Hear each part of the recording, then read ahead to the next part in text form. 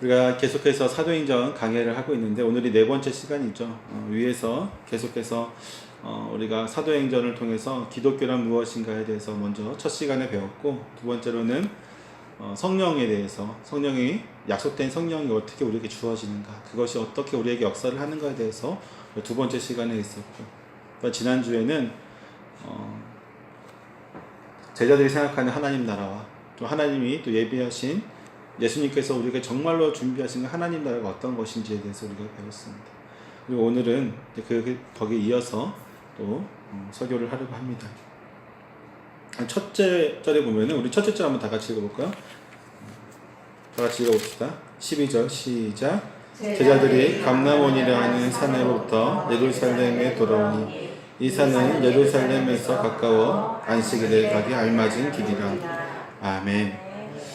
예수님은 부활하신 이후에 정말 여러 곳에서 자신의 모습을 보이시면서 많은 사람들에게 자기의 부활의 모습을, 그 증거들을 남기셨던 것을 볼 수가 있습니다.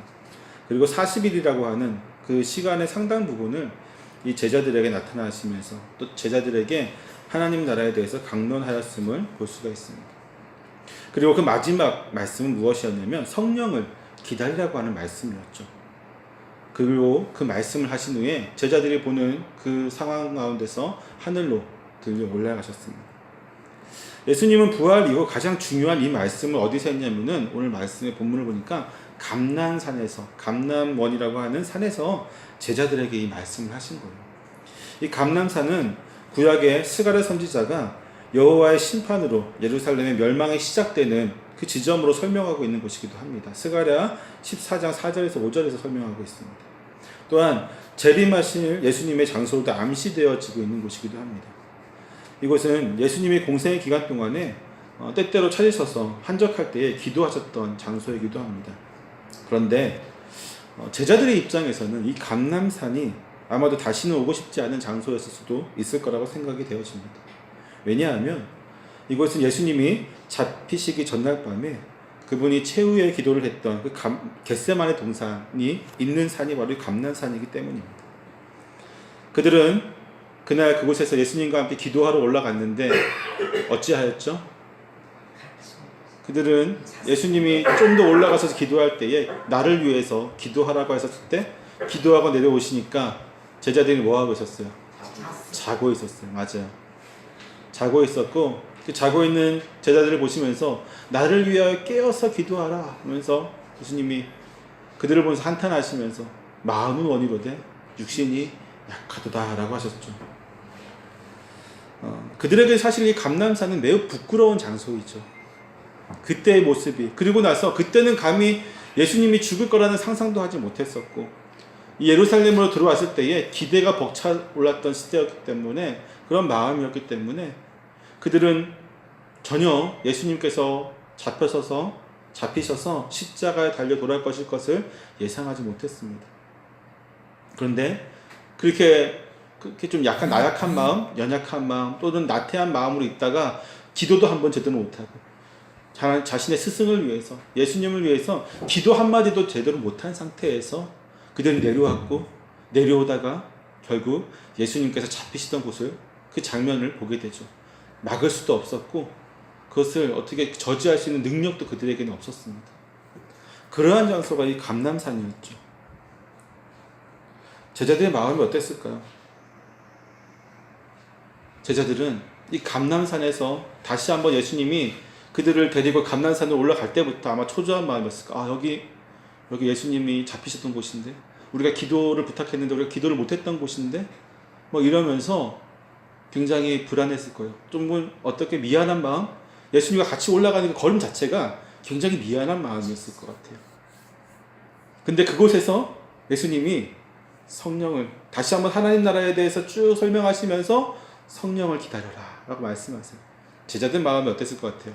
만약에 제가 그 자리에 있었다면요, 저는 너무나도 미안해가지고 내가 죽는 한이 있어도 이것만큼은 지킬 거다라고 생각했을 것 같아요.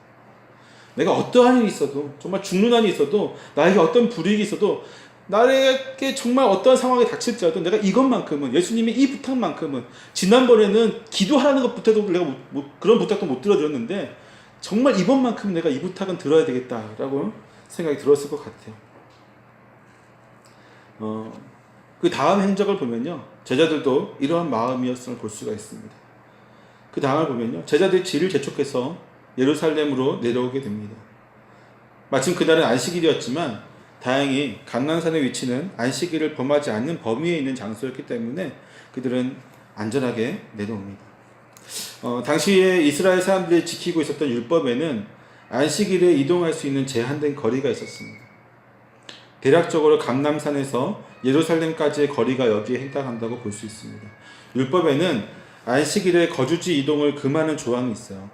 출애굽기 16장 29절에 보면요, 이 조항을 합리적으로 적용시키기 위해서 이스라엘 장로들은 여호수아 3장 8절에서 약 2000규빗, 지금 우리가 알고 있는 미터로 하면은 약 900m에서 1km 사이 정도 되죠. 그 정도의 거리를 안식일에 가능한, 걸어갈 수 있는 거리로 해석을 했습니다. 근데 항상 인간의 사회에는 유두리가 있잖아요. 이스라엘 장로들도 마찬가지예요. 이렇게 생각해 보니까 걸어갈 수 있는 게 너무 한정된 거예요. 1km 내로 가야 되니까 900m 막, 그러니까 집안에서 솔직히 갈 수 있는 거리가 거의 없는 거죠. 거의 집안에만 있어야 되는. 그래서 얕은 꾀를 내기 시작했는데, 어떤 꾀냐면은 2000규빗, 즉 한 900m쯤에다가 음식을 놓아놓는 거예요. 음식이 있으면 그것을 이스라엘 문화에서는 임시 거주지로, 음식이 있는 곳이 거주지였거든요. 그러니까 거주지에서 900m잖아요, 법이. 그러니까 900m에다가 음식을 미리 놔두는 거예요, 전날에. 그러면 900m 가서 여긴 나의 임시 거주지다 하면 다시 900m 더 갈 수 있는 거죠. 참 재밌어요, 이스라엘 사람들도. 누가는 이러한 사실을 기록함으로써 사도들이 여전히 이 유대교의 전통의 그 율법에 얽매여 있음을 보여주고 있어요. 이들은 후에 성령을 받고 진리를 깨닫게 되면서 차츰 이러한 틀에서 벗어나게 됩니다. 서둘러서 예루살렘으로 돌아온 제자들은 마가의 다락방으로 가게 됩니다. 그곳에서 제자들은 예수님의 어머니 마리아와 또 여인들과 예수님의 아우들과 더불어서 오로지 기도하기에 힘썼다라고 이야기하고 있습니다. 그들은 그러한 절박한 심정으로 기도할 수밖에 없었던 것이죠. 그들이 그렇게 믿고 의지했던 부활하신 주님을 목격하고 더욱 확신과 믿음을 가지고 있었지만, 그리고 더 의지하였던 예수님이 이제는 그들의 눈앞에서 떠나가셨기 때문에 그 이후에 이들은 의지할 것 없는 그들의 마음은 오직 주님의 명령을 지키겠다는 이 마음과, 그리고 주님의 그 부재를 대신할 성령의 임재를 기다리는 것, 이 두 가지밖에 제자들이 할 수 있는 것이 없었기 때문이었죠. 때문에 그들은 정말로 예수님의 그 말씀을 지키자라는 이 다짐, 그리고 성령을 기다리자는 이 다짐으로 예수님이 올라가시자마자 바로 내려와서 기도하기에 힘썼다라고 이야기하고 있는 거죠. 참으로 아이러니한 것은요, 예수님의 어머니 마리아와 동생들이 여기에 함께하고 있다는 것입니다. 여러분, 예수님의 어머니 마리아와 동생들은 예수님이 살아계실 동안에, 공생의 기간 동안에는 그분을 전혀 믿지 못하였던 사람들이었습니다. 심지어 여러분 잘 알고 있다시피 마리아 같은 경우는 천사를 통해서 예수님을 잉태할 것을, 동정녀임에도 불구하고 남자를 만나지 않았음에도 불구하고 네가 잉태할 것이다, 그가 임마누엘이 하리라, 자기 백성을 자기 죄에서 구할 자다, 예수라 하라, 그런 얘기를 듣고 아이를 낳았음에도 불구하고 예수님이 공생애를 시작했을 때에는 누구보다 먼저 나서서 예수님을 가로막았던 사람 중에 하나가 이 마리아였어요. 마가복음 3장 21절에 보면요, 이렇게 나와요. 예수의 친족들이 듣고 그를 붙들러 나오니 이는 그가 미쳤다 하니라. 예수님의 가족들이 사람들로부터 소문을 듣는 거예요. 예수님이 무슨 기적을 행했다더니 무슨 여러 가지 일들을 그 역사들을 하고 또 설교를 하는 일들을 사람들로부터 듣는데, 문제는 뭐냐면, 저도 여기가 고향이긴 하지만 선지자가 고향에서 인정받기 힘들잖아요. 다른 곳에서는 예수님의 인기가 하늘을 치솟고 있는데, 고향에서는 에이, 여보시오 요셉, 여보시오 마리아, 당신의 아들이 저기서 헛짓거리 하고 있어요. 좀 가서 좀 말려줘요. 이렇게 되는 거죠. 괜히 비하하면서, 내가 어렸을 때부터 예수를 봐왔는데 예수 걔 별로 비범한 것도 아닌데 가서 저렇게 하는 거 보면 사고 칠 것 같아. 어이 요셉 씨 빨리 가봐. 마리아 씨 빨리 가봐. 그랬던 거죠.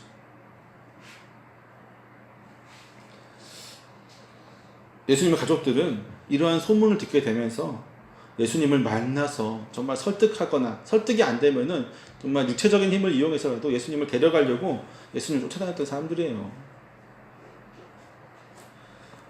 그들은 예수님의 그리스도로서의 사역을 맡기 위해서 예수님을 찾았던 그런 이들이 바로 예수님의 친혈육의 가족이라는 것이죠. 그러나 지금 본문을 보니까요, 이 예수님의 가족들은 이제 누구보다도 열성적으로 예수님을 믿는 신자가 되었습니다. 심지어 예수님의 첫 번째 동생인 야고보 같은 경우는요, 이후에 예루살렘 교회의 지도자가 됩니다. 예루살렘 교회 지도자가 몇 명 있었는데 베드로하고 대표적인 사람이 바로 베드로와 야고보였어요. 그 중에서도 가장 결정권이 강한 사람이 누구였냐면 야고보라고 얘기를 합니다. 그러니까 예루살렘 교회의 초대 단임 목사라고 해야 될까요? 카톨릭 로마 교회 표현을 듣자면 초대 주교 성직자라고 해야 될까? 초대 사역자가 바로 이 야고보였어요. 예수님의 동생 야고보였어요. 심지어 야고보는 전승에 의하면요, 그 믿음을 지키기 위해서 순교하였다고 이야기하고 있습니다. 예수님의 가족들은 예수님의 사역을 그렇게 반대하였지만 오늘 본문을 보면 완전히 180도 변하여서 이제는 하늘나라로 떠나고 없는 예수님을 믿고 의지하여서 제자들과 함께 기도하는 모습을 보이고 있습니다. 예수님의 가족들은 갑자기 변할 수밖에 없었던 이유가 무엇일까? 그들이 갑자기 분명히 예수님을 믿지 않았던 이들인데 갑자기 예수님을 믿고 이제는 제자들과 함께 그 마가의 다락방이라는 곳에 올라가서 그곳에서 성령을 내려달라고 기도하는 열성적인, 정말 우리가 얘기하는, 지금 얘기하면 광신도라고 하는 그러한 신도의 모습으로 변하게 된 이유가 무엇이겠습니까? 다른 건 없어요. 그것은 무엇이냐면 그들이 부활하신 주님을 만났기 때문이에요. 그들이 부활하신 예수님을 만났기 때문에, 그 전까지만 해도 마리아는 십자가에 달려 돌아가시는 주님을 보면서 울었거든요. 내 자식이 죽는다고 생각해서.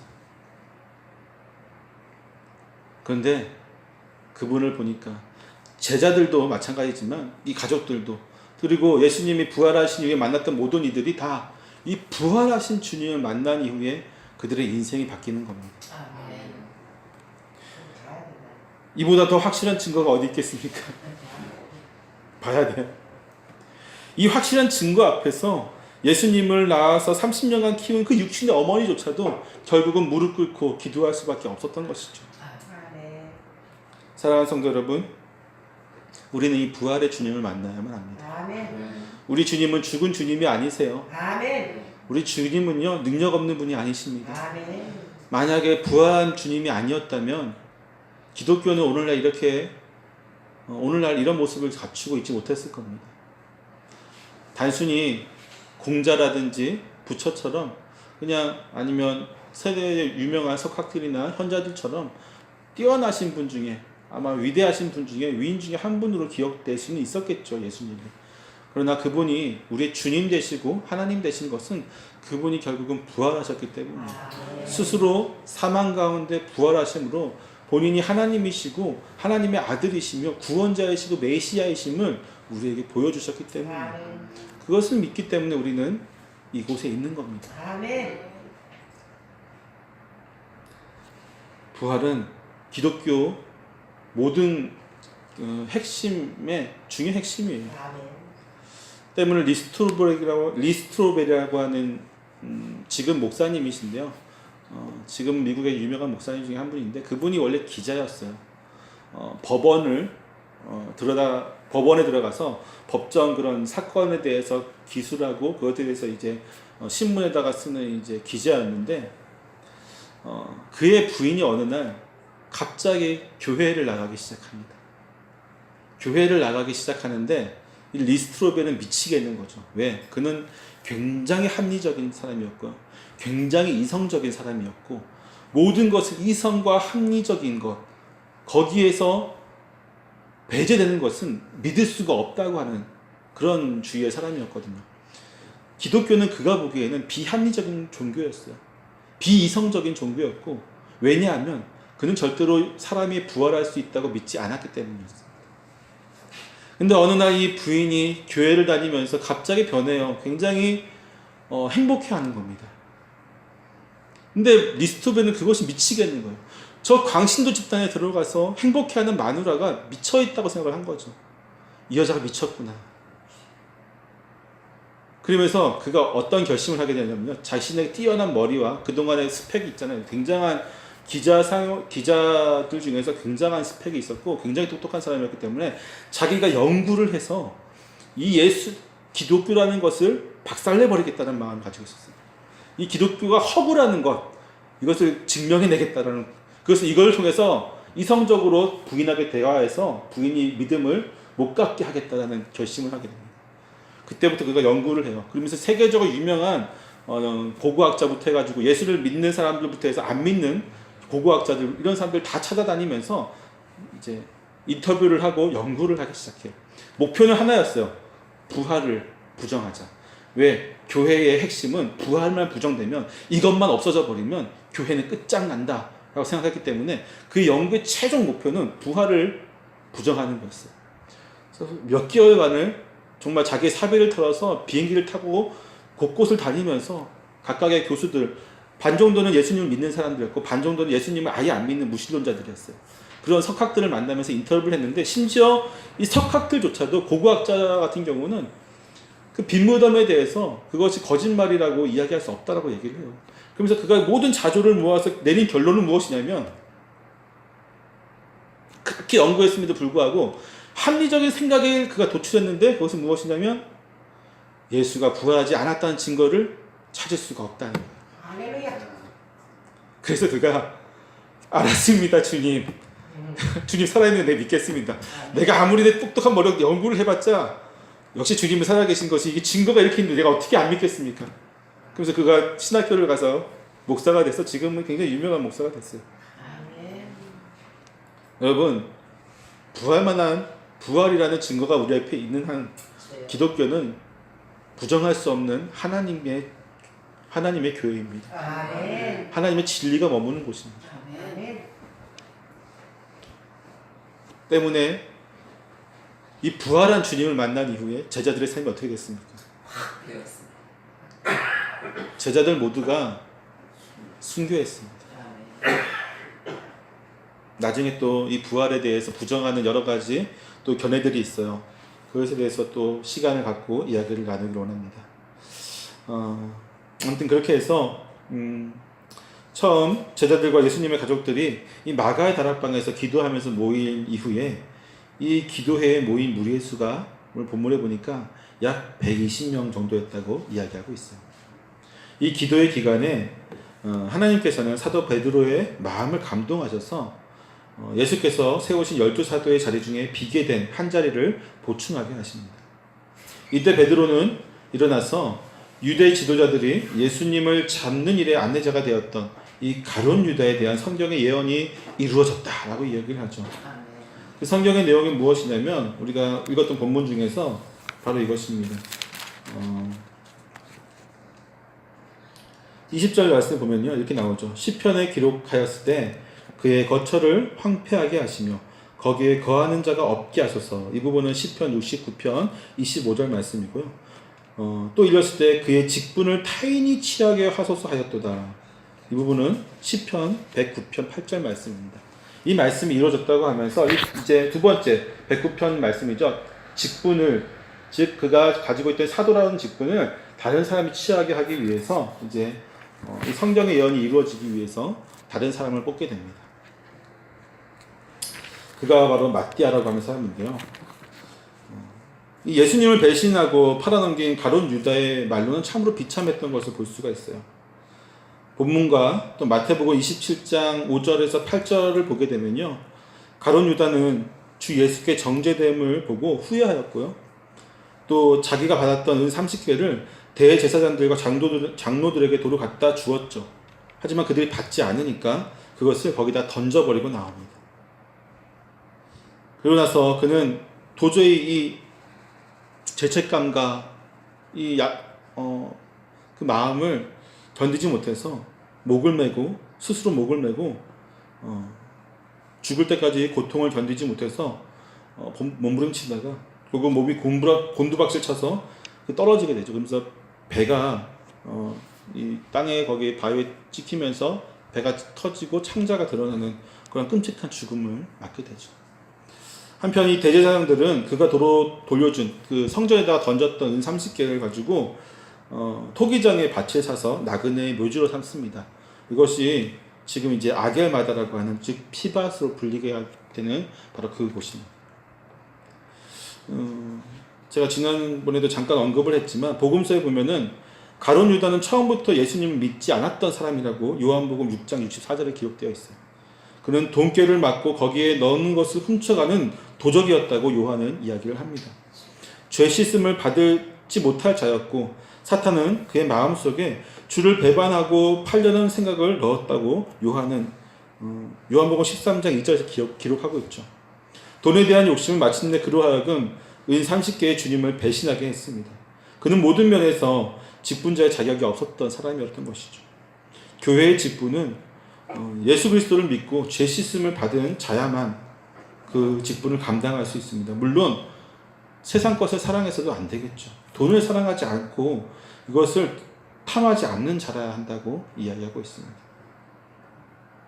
오늘날 교회의 많은 직분자들이 문제를 일으킨 게 뭐죠? 뭐 때문인 것 같아요? 돈 때문이에요. 돈 때문이에요. 목회자들의 가장 큰 문제가 뭐죠? 돈 때문이에요.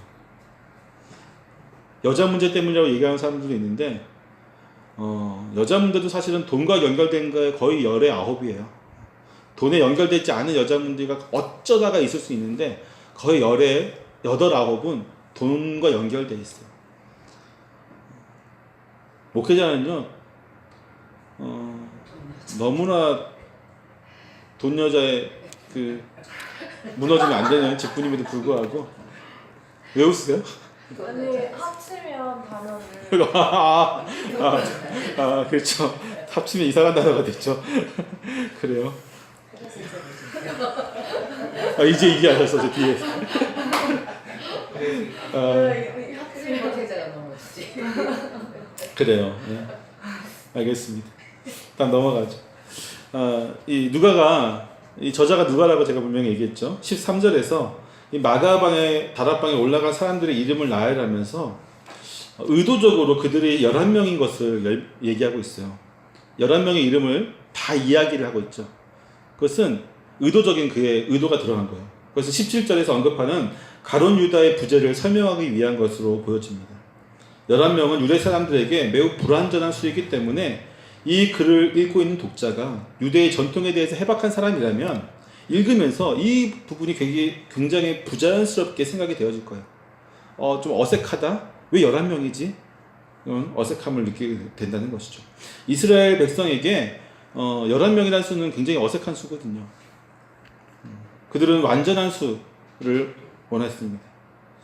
이 완전수가 뭐라는 것을 우리가 좀 알아봐야 될 필요가 있는데 성경에서 완전수라는 게 있어요. 모든 숫자의 의미가 다 있는데 이스라엘 민족들 같은 경우는 그 숫자에 대한 의미가 굉장히 강해요. 알렙, 베트, 김멜이라고 하는 그들의 알파벳에도 숫자의 의미들 다 부여했고 그런데 이제 성경에서 보면 특별히 숫자가 많이 나오잖아요. 이 숫자에 굉장히 민감한 단체가 있어요. 어딘 것 같아요? 맞아요. 신천지예요.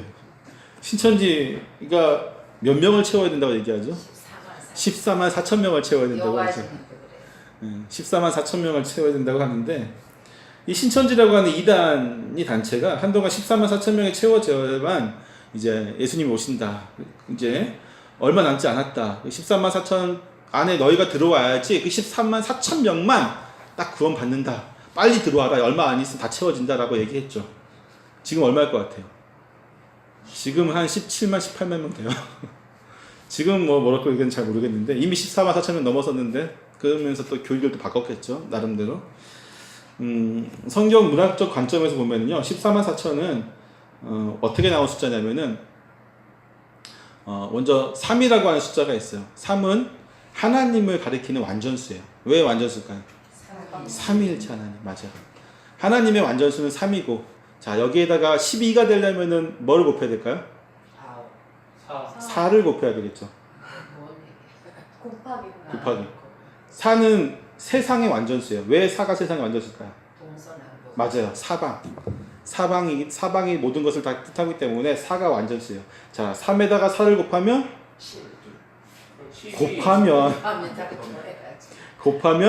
12가 되는 거예요. 자, 12. 자, 이 12가 그래서 완전의 완전이잖아요. 그렇죠? 하나님의 완전수와 세상의 완전수, 인간의 완전수가 곱해졌기 때문에 완전의 완전을 곱한 거예요. 그러니까 더 완전한 수고 하나님의 능력을 의미하는 거예요. 12가. 그래서 예수님께서 제자들을 선택하실 때 12명이라는 숫자를 의도적으로 세우신 것이죠. 가장 완전한 수. 근데 이제 14만 4천은 이 완전한 수가 곱하기 2가 되는 거예요. 12 곱하기 12. 더블. 그렇죠. 더블이 되는 거예요. 12 곱하기 12 하면 뭐가 돼요? 144가 되겠죠. 거기다가 1000이라는 숫자를 다시 곱합니다. 이 1000은 뭐냐면 충만함, 완전한 상태, 충만한 상태를 얘기해요.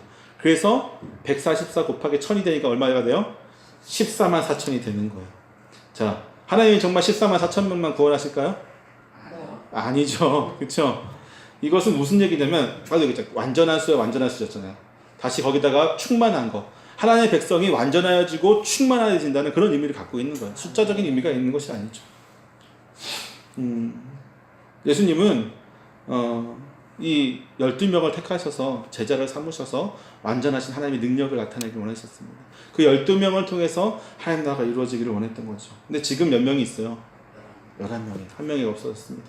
가룟 유다가 죄를 범하고 죽게 되었습니다. 그래서 제자들이 이제 제비를 뽑아서 마띠아라고 하는 이 사람을 12명의 사도 가운데 한 사람으로 들어오게 하는 것이죠. 이제 우리가 보게 되면 이 제비를 뽑아서 선출하는 부분에 대해서 의견들이 굉장히 많더라고요. 저도 공부를 여러 군데 했었는데 여러분 어떻게 생각하세요? 제비 뽑기가 정당한 선출 방법이라고 생각하세요? 아니면 아니라고 생각하세요? 아니에요? 요나를 뽑을 때도 제비 뽑았습니다. 그렇죠. 제비를 뽑았죠. 하나님의 방법인 것 같아요. 자, 제비 뽑기는 하나님의 방법이다. 손 들어보세요. 그 사람이 죽을 때도 제비 뽑아서 그러니까. 하나님 방법 중 제비는 하나님의 방법이다. 아니다. 제비는 하나님의 방법이 아니다. 아직 잘 모르겠습니다. 아직 잘 모르겠어요. 예. 외투를 숨겼던 사람들은 네 가지 견해가 있는데요. 첫 번째 견해는 무엇이냐면 이 마띠아 선출이 투표를 통한 선거였기 때문에 제비 뽑기의 논의가 필요 없다고 하라는 견해가 있어요. 두 번째로는 몰칸이라는 사람이 주장한 건데 제비를 뽑아서 마띠아를 선정했다고 인정하면서도 사도들이 성령 강림 이전에 하나님의 계획을 알 수 없었고 그리스도의 명령을 수행할 수도 없었으며 교회를 조직하기에 무능하였으며 그렇기 때문에 제비 뽑기라는 이런 잘못된 방법으로 마띠아를 선출했다고 부정적인 평가를 내립니다. 또한 세 번째 견해는 무엇이냐면 대부분의 신학자와 주석가, 설교가들이 세 번째 많이 동의를 하는데 제비뽑기는 초대교회가 한 번 시행했던 사례라는 것을 설명을 하는 것이죠. 이후에도 여러 번의 그런 집사들의 선출도 나오고 다 나오는데 다른 사람을 뽑을 때에는 전혀 제비를 뽑지 않아요. 그냥 선출해서 합의를 통해서 누군가를 보내고 선출을 하지 제비 뽑지 않아요. 신약시대에 유일하게 나온 제비뽑기 마띠아인데 한 번 나왔던 사례라는 거죠. 이런 해석은 초대교회가 제비뽑기로 마띠아를 뽑은 것은 아직 성령이 내려오지 않았기 때문이라는 것입니다.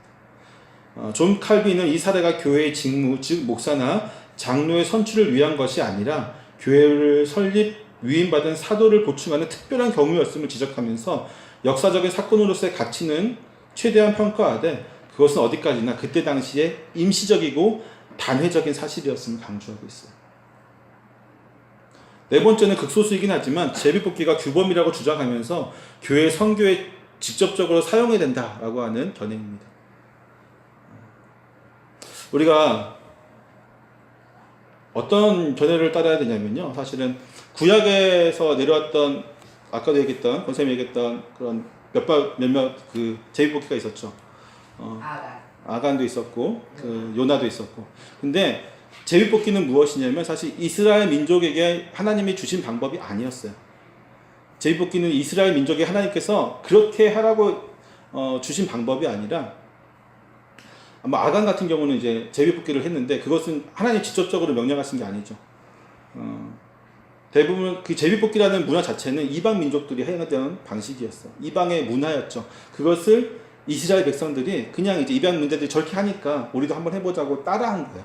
따라한 거였고 신약 시대에서 마띠아를 뽑았던 것도 마찬가지예요. 그가 정말 일단은 근데 그냥 막 제비 뽑아서 마띠아를 뽑은 것이 아니라 2명을 이미 뽑아놨었죠. 2명을 이미 뽑아놓은 상태에서 하나님께 기도하고 마띠아를 뽑았죠. 특별하게 이 본문에서만 하나님께서 그렇게 아직 성령께서 그들에게 지혜를 주시지 못했기 때문에 성령께서 그 마음에 감동을 주지 못한 상황이었기 때문에 특별히 제비뽑기라는 방법을 사용하셨다는 겁니다. 때문에 우리는 교회에서 무슨 일을 할 때 제비 뽑으면 될까요? 안 될까요? 개모임에서 개모임, 그러니까 이상한 데서 하는 걸 교회에서 하면 될까요? 안 될까요? 안 된다는 거예요. 안 된다는 거예요. 그래요. 잘 아시죠 이제? 예, 잘 아셨겠죠? 마지막으로 이 말씀만 하고 마치려고 합니다.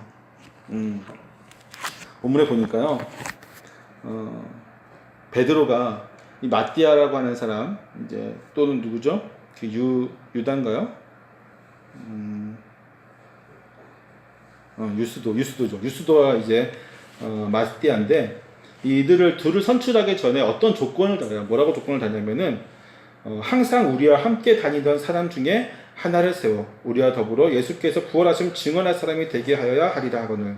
그래서 그 전에 보면은 21절에 보면 요한의 세례로부터 우리 가운데 올려져 가신 날까지 주 예수께서 우리 가운데 출입하실 때에 우리와 함께 다니던 사람. 이것이 곧 사도의 조건이 되어집니다. 제가 이제 이 말씀만 하고 마치려고 하는데 오늘날 사도가 있을 수 있을까요? 없을까요? 오늘날 사도가 있습니까? 없습니까? 없습니다. 없어요. 단호하게 없다고 얘기를 하셔야 돼요. 근데 오늘날 사도가 있다라고 주장하는 사람도 있을까요? 없을까요? 예수님도 많던데. 그런 이단들 말고요. 신사도 운동이라는 운동이 있어요. 신사도 운동. 사실은 신사도 운동의 뿌리를 보면 빈야드 운동이라고 하는 운동이 따로 있어요. 1980년대부터 미국에서 이루어졌던 빈야드 운동의 그 뿌리인데, 빈야드 운동은 뭐냐면 여러분 가끔 부흥 강사들 하는 이상한 뭐라고 해야 되나, 그 행동이라고 해야 되나, 짓거리라고 해야 되나, 하여튼 있어요. 하여튼 머리 대고 안수하면서 넘어뜨리는 거 있죠. 네. 넘어지는 거, 그 빈야드 운동에서 나온 거예요. 막 성령이 감동했다고 다들 막 발작 뒤집어지는데, 저도 지난번에 있던 그 교회에서 부흥 강사로 이상한 사람을 데려와가지고 다 넘어뜨리는 거예요. 나와라고 해서 다 넘어뜨리고 한심해가지고 답답해가지고 그 자리에 도저히 있을 수가 없어가지고 방송실 올라가서 그냥 있었는데, 만약에 그게 정말로 성령께서 역사하시는 거면요, 그 사람의 질병도 나아야 되고요, 그 사람의 모든 문제도 해결돼야 되죠. 근데 그 넘어졌던 사람들 중에서 문제 해결된 사람 단 한 명도 없었어요. 질병, 특히나 그 당시에 그때 저희가 있었던 그 교회에 암으로 고통받고 있었던 젊은 집사님이 계셨는데 30대 후반밖에 안 되는 집사님이었어요. 결국 돌아가셨어요.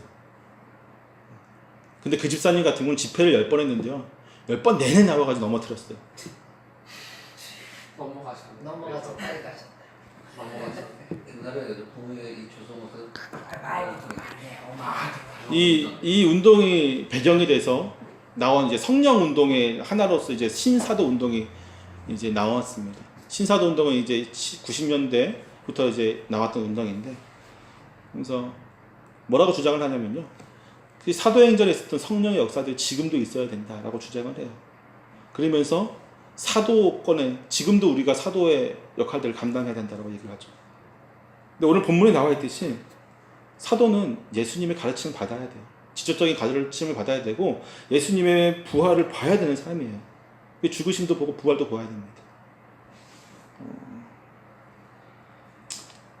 그 갈라디아서 1장 12절에 보면요, 바울 같은 경우는 예수님께서 이는 내가 사람에게서 받은 것도 아니고 배운 것도 아니고 오직 예수 그리스도의 계시로 말미암은 것이라. 즉 사도의 조건 중에 하나는 무엇이냐면 예수 그리스도의 가르침을 직접적으로 받아야 된다는 얘기를 하고 있어요.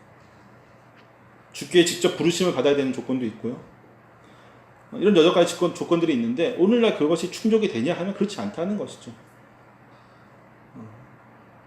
이 대표적으로 이 신사도 운동을 하는 교회들이 있어요.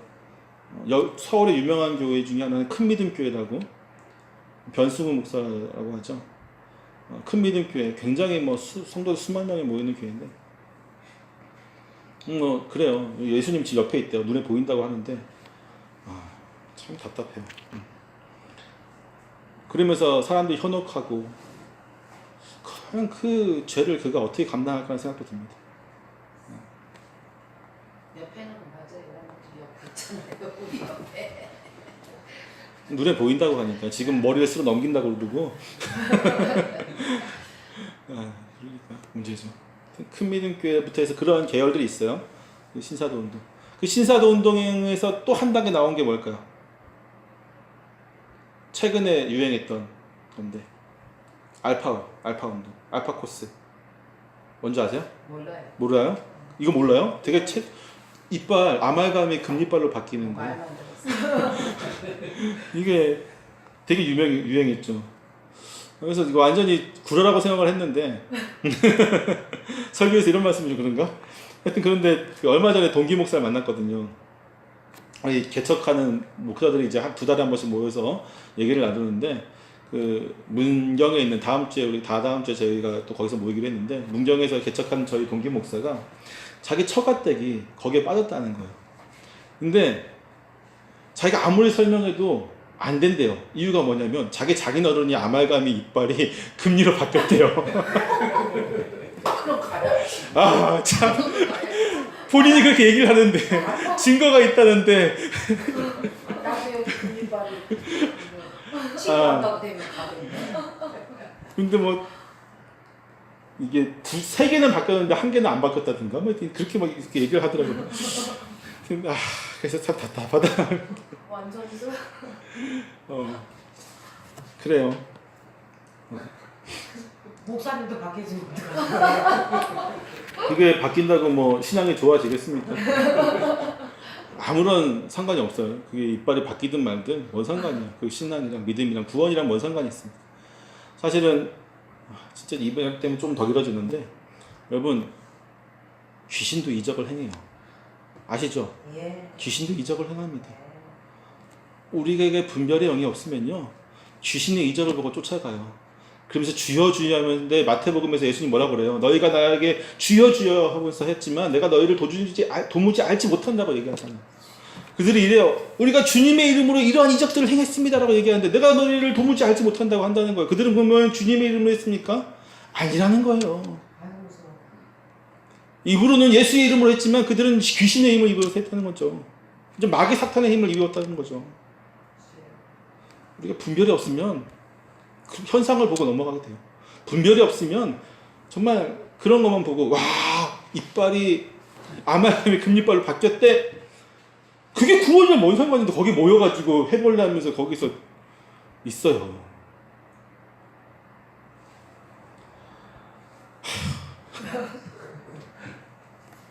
가장 큰 문제는 뭐냐면요, 오늘날 목사들이, 대부분의 목사들이, 저도 목사지만 설교를 잘 못하기 때문에, 잘 못한다는 말은 무슨 얘기냐면요, 본문과 상관없는 말로 은혜를 주고 감동을 주기 때문에, 성경에서 하는 말씀이랑 전혀 상관없는 말로 굉장히 좋은 말들을 많이 해가지고 감동을 줘요. 근데 그게 성경의 말씀이냐?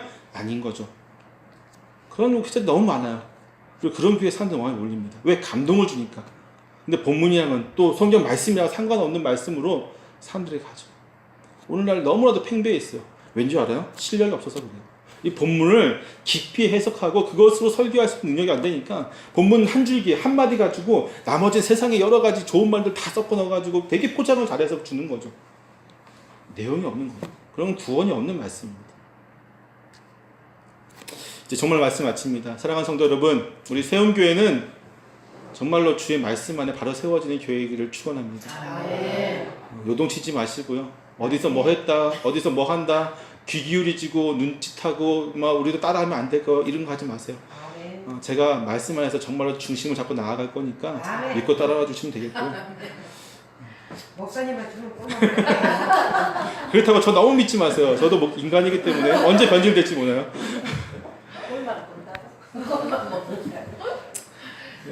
우리는 오늘 제자들이 봤죠. 제자들은 정말로 성령을 발했어요. 왜냐하면 주님을 맞으면 명령이었기 때문에. 그리고 그 부활하신 주님을 만났기 때문에 그들의 인생이 변했습니다.